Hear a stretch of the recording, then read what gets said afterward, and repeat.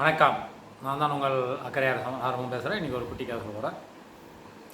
ஒரு நகர்ப்புற பகுதி. அந்த நகர்ப்புற பகுதியில் ஒரு இளம் விதவை கணவனை இழந்துட்டாங்க.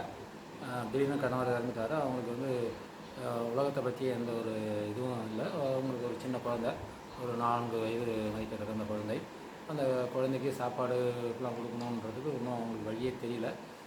போகிறாங்க. ஒரு ஹோட்டல் இருக்குது. அந்த குழந்தைய வந்து ஒரு ஓரமாக உட்கார வச்சுட்டு அந்த ஹோட்டல் உரிமையாளர்கிட்ட போய் சாப்பாடை எதாக இருந்தால் கொடுங்கன்னு கேட்குறாங்க. உடனே அவர் வேகமாக திட்டி, போமா அவங்களாம் சாப்பாடு கிடையாது, காலையில் வந்துட்டு அப்படின்ட்டு திட்டி அனுப்பிடுறாரு.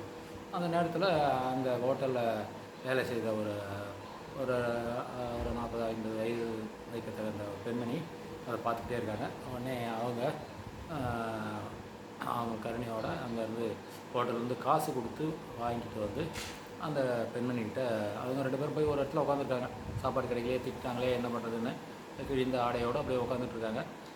உடனே அந்த அம்மா வந்து சாப்பாடு 2 இட்லியும் சட்னி சாம்பாரோடு கொடுக்குறாங்க. முதல்ல அந்த குழந்தைக்கு அந்த அம்மா கொடுக்குறாங்க. அந்த குழந்தை அந்த அம்மாவுக்கு கொடுக்குது, சாப்பிடுன்னு சொல்கிறாங்க. அதுக்கப்புறம் மறுபடியும் இன்னும் ஒரு ரொட்டியெல்லாம் கொண்டு வந்து கொடுக்குறாங்க. அப்புறம் சாப்பாடு கொடுக்குறாங்க. இதுமாதிரி அவங்களுக்கு உணவை கொடுத்துட்டே இருக்காங்க. அதெல்லாம் அவங்க கொஞ்சம் இதாகி சுதாரித்து அதுக்கப்புறம் ஒரு வேலையை தேட ஆரம்பித்து அந்த இது பெண்மணி வேலையை தேட வந்து வேலையை கொஞ்சம் செஞ்சு கொஞ்சம் பையனை வந்து படிக்க வைக்கிறாங்க. அந்த பையன் ரொம்ப நல்லா சிறப்பாக படித்து நல்ல பெரிய ஆளாகி ஒரு தொழிலதிபர் ஆகிடுறாரு.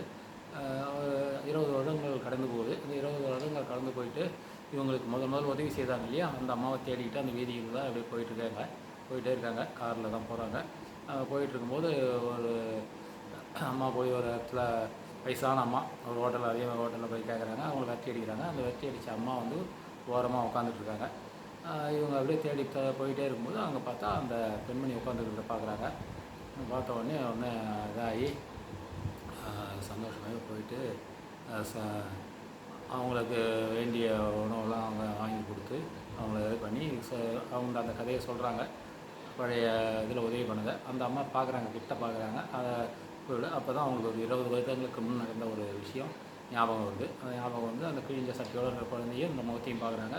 ஆமாம், அதே குழந்தை தான்ட்டு அவங்க ரொம்ப சந்தோஷமாக அந்த அவங்க கொடுத்த உணவுலாம் வாங்கிக்கிறாங்க. அதுக்கப்புறம் அவங்க அந்த கார்லேயே அழைச்சிட்டு போகிறாங்க. வீட்டில் போயிட்டு அவங்களுக்குன்னு ஒரு பெரிய பிரத்யேக அறையை கொண்டு போடுறாங்க. அந்த அறையில் அவங்கள தங்க வைக்கிறாங்க. அவங்களுக்கு விதவிதமான ட்ரெஸ் எல்லாம் எடுத்து கொடுக்குறாங்க. இது பண்ணிட்டு அவங்கள சந்தோஷமாக வச்சுருக்காங்க. கர்மா, இதுதான் கர்மான்றது. நாம் வந்து நல்லதை விதைத்தால் நல்லது தான் கிடைக்கும். அவங்க ஏதோ ஒரு எந்தவித ஒரு எதிர்பார்ப்பும் இல்லாமல் ஒரு விஷயத்தை அந்த சின்ன குழந்தைக்கு அன்றைக்கி ஒரு 20 வருடங்களுக்கு முன் செய்தாங்க.